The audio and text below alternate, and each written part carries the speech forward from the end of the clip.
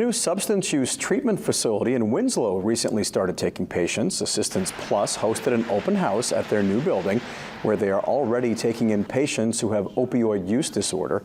The facility has counselors, providers, and home health nurses to provide services as part of the treatment.